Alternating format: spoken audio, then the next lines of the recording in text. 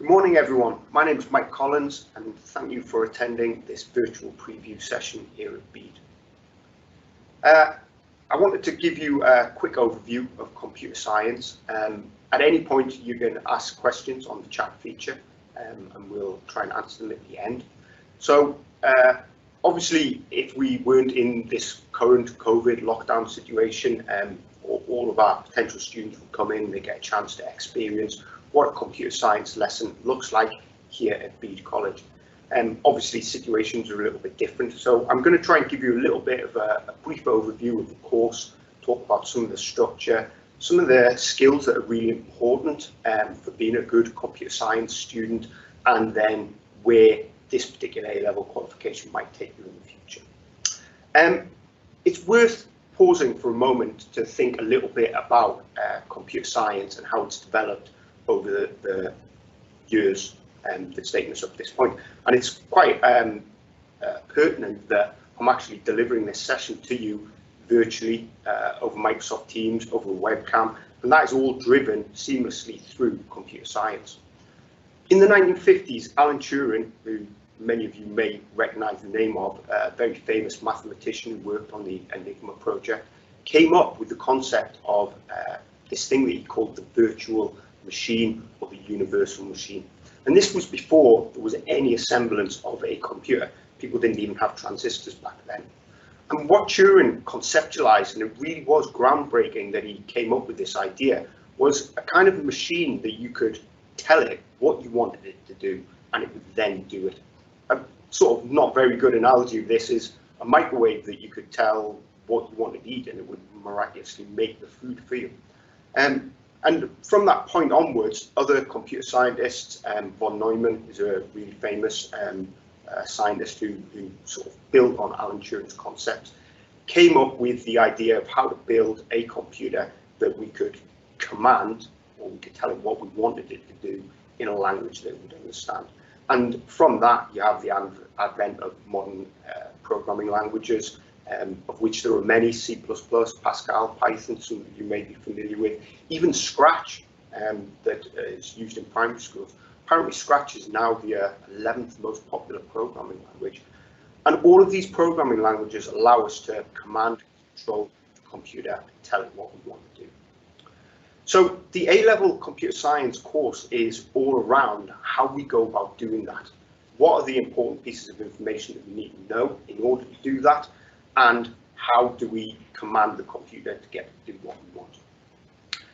It's an interesting subject in the sense that it has an impact on all other subjects. So any subject that you think of that you might study in college is impacted on by computer science. Even if it's just using a computer to write up your essays or to do some project work, right through to things like music tech, where the audio recordings are controlled and managed from a piece of software, to media studies where you might use Photoshop to edit photos. They're all pieces of software that people have sat down and designed to do a particular job. So it does have an impact on all subjects. Another thing that's really interesting about computer science is that it's a very fast-paced, fast-moving subject. So most subjects that you would learn, say physics or biology, the fundamentals of them remain the same. So if you were a doctor and you'd studied medicine at university, although there are advents and developments on that, the basic foundations of it remain the same. Computer science is very different in the sense that the norm changes constantly. Because it's an invented subject, it changes all the time. And it's impacted by changes in technology. So if you want to be a good computer scientist and a successful computer scientist, you've got to kind of acknowledge that you need to stay abreast of those changes, and you need to stay up to date with those changes, and you need to expect to have to relearn things maybe on a 6-monthly or 12-monthly cycle. Okay, so that's an important thing to bear in mind. The course that we run here at Bede is from OCR, they're the examining board, and it's broken up into 3 main sections. We call these Comp 1, Comp 2, and Comp 3.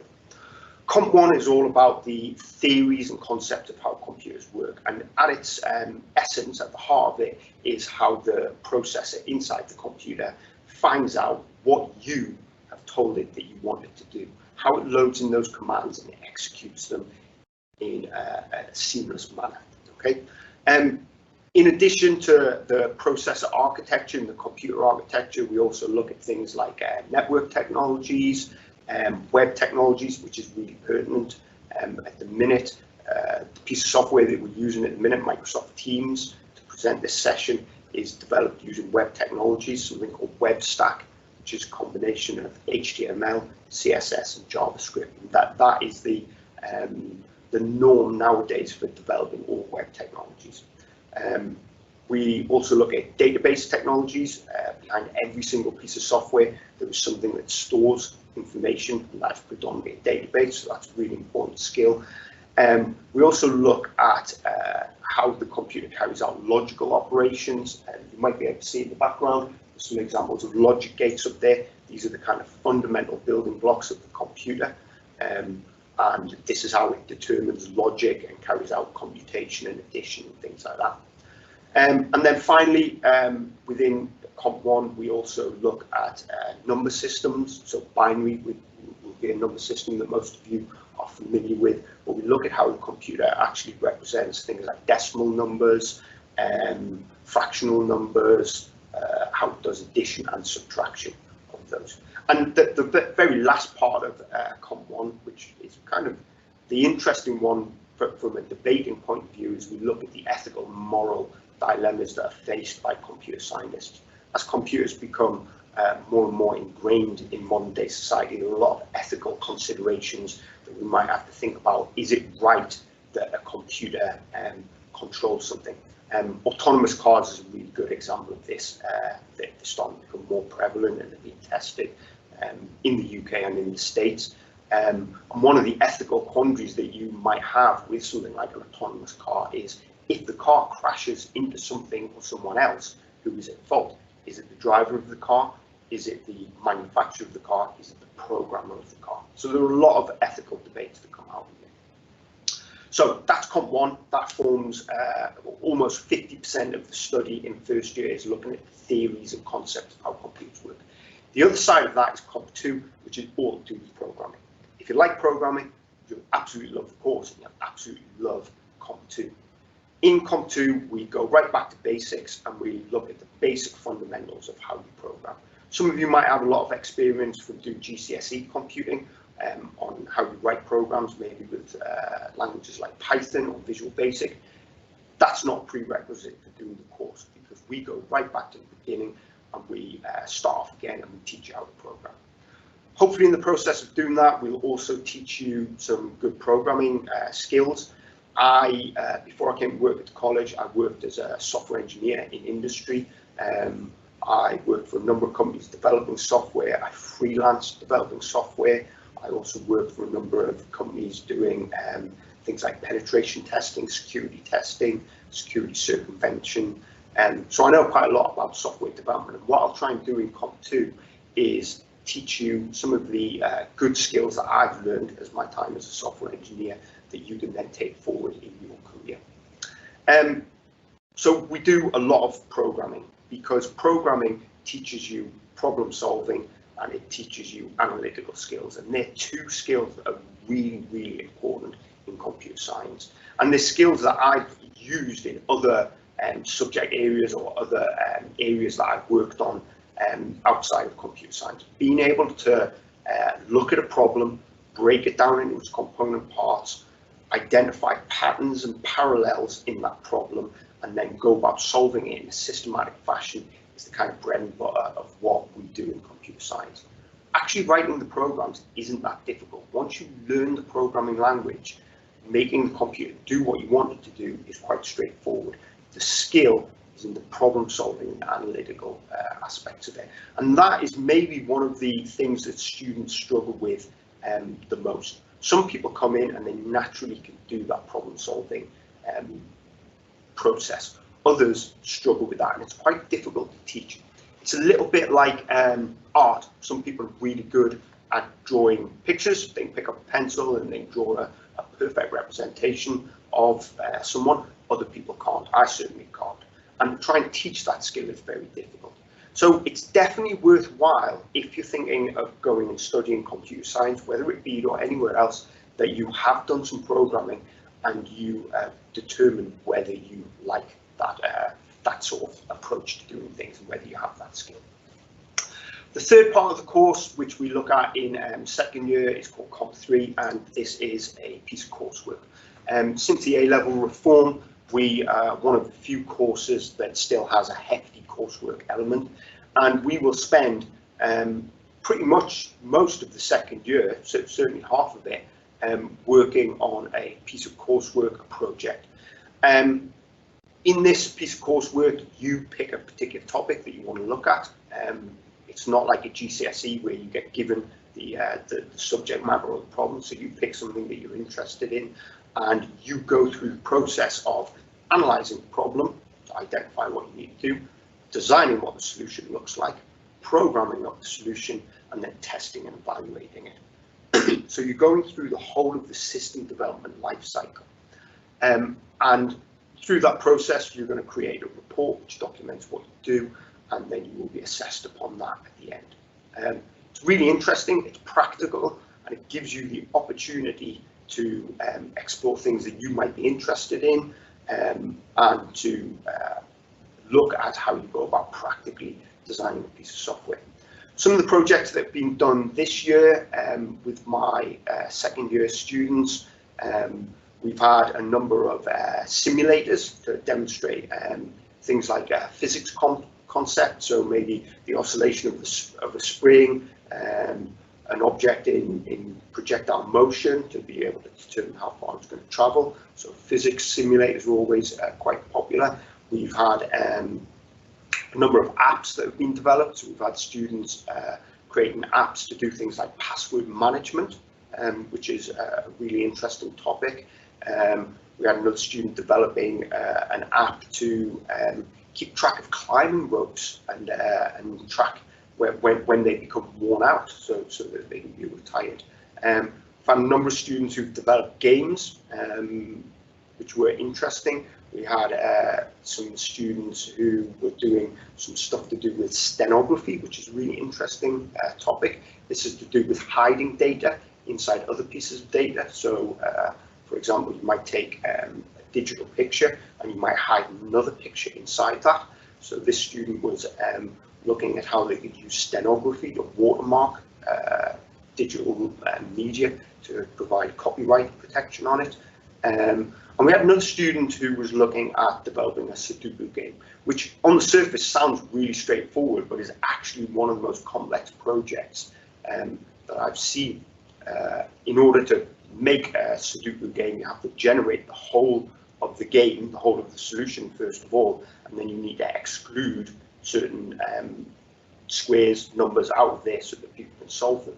The actual process of generating the game is really complicated, and it's a really good example of how sometimes in computer science there isn't actually an absolute correct answer or an algorithmic way of doing things.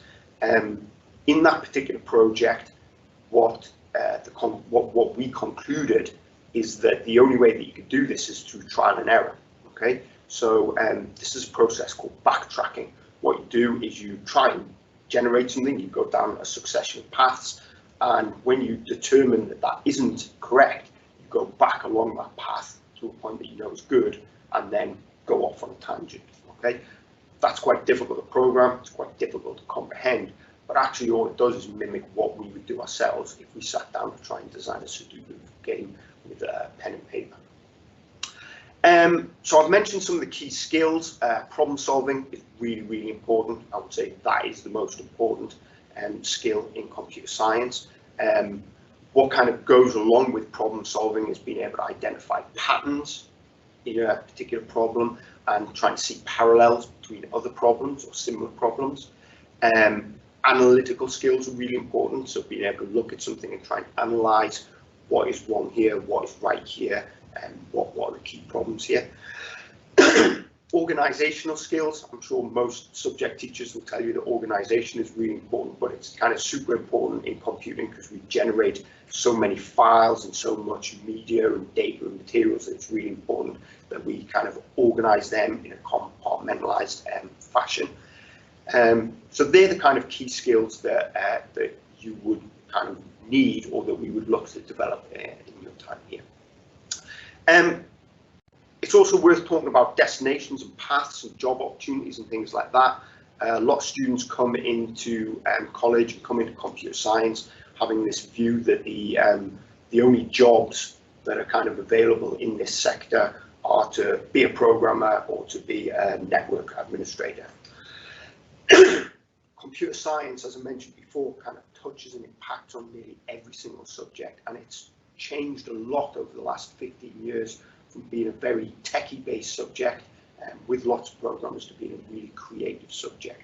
Okay, so if you look at all the popular social media outlets, YouTube, Facebook, Twitter, if you look at their front ends, there's a huge amount of creativity gone into the design of that. Now that everything is becoming very web-driven, that kind of creativity comes out even more so. That more kind of artistic view of things, being able to look at colours that fit together, how animations might work, they're really important. So it's not just about being a programmer. Okay, a lot of my students go on from here to places like Durham University. They do a really good computer science, pure computer science degree, as do Northumbria and Newcastle University. But also a lot of our students go to Teesside University and other universities who do things like games programming, games development. Cyber security is becoming really popular and really pertinent now. Digital forensics is also becoming really popular and really pertinent now. And Teesside University have an absolutely first class digital forensics and cyber security department. It's well worth going along and having a look at it if you get the opportunity to. So there are lots of different job opportunities. I would like to think that what I do is try and arm students with a set of skills, a set of practical skills, kind of industry standard skills, certainly in programming, that they might want to take away. If you were looking to do something like an apprenticeship, it would certainly arm you with the skills that you would need to go straight into that. If you were looking to go on to university, then they would look to develop upon those skills as well. So there are a lot of different job opportunities within that kind of sector of computing and computer science and IT that aren't necessarily just sitting there programming in front of a computer. A couple of common questions that students ask. People may be asking questions on the chat function in a minute, but I'll just answer a couple of the common ones. Students always ask, do I need a computer at home? You don't absolutely need a computer at home. There are a lot of IT resources in the college, and we're in one of the computing labs at the minute, and our computers have software on that we use, and my students will always come and use these. But it definitely helps. Okay, it's really difficult trying to do things like coursework and code challenges and stuff like that on a phone or a tablet. I did have one of my students trying to do their course, their project work during lockdown on an iPhone, because unfortunately a laptop broke. So ideally you do want a laptop or a desktop computer at home, and ideally that wants to be a Windows computer, because that is the kind of norm, and all the software we use works on Windows. Okay, so you do need a computer. Students also ask what programming language do we use. Most students doing GCSE computing will have used Python. Python is probably the third most common programming language nowadays, after Java and JavaScript and C++. We don't use Python, we use a programming language called Pascal. Pascal was originally invented in the 70s to teach students how to program, so it's a language governed around trying to get students to understand structure and programming constructs. It's making a resurgence of Pascal. So the last time I looked, I think it was the 10th most popular programming language. There's a company called Embarcadero, which is a bit of a mouthful, who developed an implementation of this called Delphi, which is the first and only true cross-platform development. So you can write one piece of software and you build it for Windows, Android, iOS, iPhone, Linux, all from one code base, which is really important. And so that's why it's made a resurgence. But it's also just a really good programming language. It doesn't have any syntactical complexities in it, but it also allows you to develop proper pieces of software, which Python doesn't necessarily give you. Okay, Python's good at teaching you how to write basic programs, but it's not very good if you want to build complete graphical programs. Okay, so we use Pascal. Sometimes in second year, we also look at C++, and we do a little bit of JavaScript. So that's the reason why we choose it, because in my experience, it sort of streamlines that process of teaching students much quickly. Another question that students quite often ask is, I mentioned computational thinking, problem-solving skills. Some students come in, they've got that straight away. Other students come in and they say, well, I struggle with that a little bit. How do I develop that? I already mentioned that it's a really difficult skill to try and develop, but there are some things that you can do to kind of help with that. One of the things we do over the 2 years that you study your A level is we do code challenges. So I give you a problem every week or every 2 weeks, and you have to go away and go through that process and methodically breaking down that problem and looking at how you then build up a solution from there. Other things that are really good for problem solving is doing simple things like Sudokus, okay? Because Sudokus are all about analyzing data, pattern matching, seeing parallels, doing calculations as you go along. So they're really good tasks that you can do yourself at home just to kind of develop that problem solving skills. And the other thing that you can do, and this helps with your programming and with your problem solving, is to jump on something like Code Academy, which is an online web resource that allows you to practice programming and gives you little problems as you go along to try and solve. So they're really good resources that you can use to develop those computational thinking and problem solving skills. So that's about all that I have to say about computer science. We got any questions there, Liv? I think that's me about done. So thank you very much for tuning in this virtual session. If you do have any questions relating to computer science, then you can get in touch with me. My email address is mike.collins@stockton.ac.uk. Thanks a lot and be safe.